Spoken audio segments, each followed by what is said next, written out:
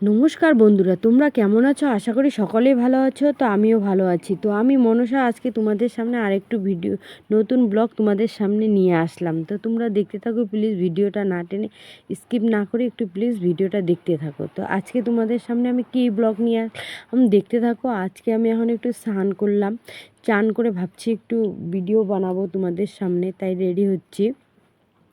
তো প্রথমে কাপড় চোপড় পরে নিলাম, স্নান টান করার পরে তো চলে আসলাম ঘরে, রেডি এসে ড্রেসিং টেবিলের সামনে একটু এসে সাজুগুজু করে নিচ্ছি, একটু ক্রিম ট্রিম মেখে নিচ্ছি।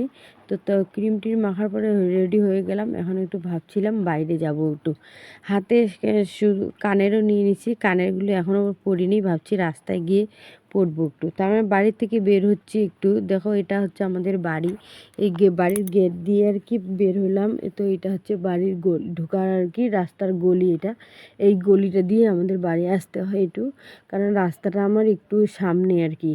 তো এই যে দেখো আমি এখন যাচ্ছি রাস্তাটার সামনে দিয়ে, এই যে দেখো যাচ্ছি এখন পিছন।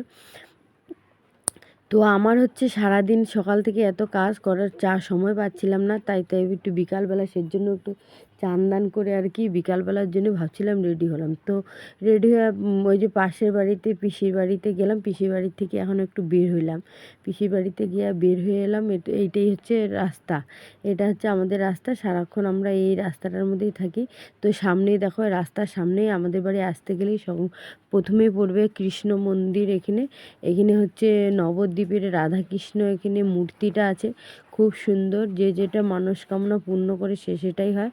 এটা হলো বাড়ির মন্দির, এই মন্দিরে সবাই পুজো করে। তো এইটা হচ্ছে আমাদের রাস্তা আর কি, বাড়ির থেকে বের হয়ে এইটাই আমাদের রাস্তা আর কি। রাস্তার তো দেখো বন্ধুরা প্লিজ, রাস্তার পরিবেশটা, বিকেলের পরিবেশটা কত সুন্দরময়, মানে প্রকৃতির এত অপরূপ দৃশ্য তো বলার মতন সম্ভব না। তো আমি এখন ভাবছিলাম কি, এত সুন্দর রাস্তাটার মধ্যে আবার সারাকাল থেকে বৃষ্টিও পড়ছিল, তাই এখন ভাবলাম একটু রাস্তার মধ্যে হাঁটি। তো দেখো বন্ধুরা আমি হাঁটছি, আমাকে কেমন লাগছে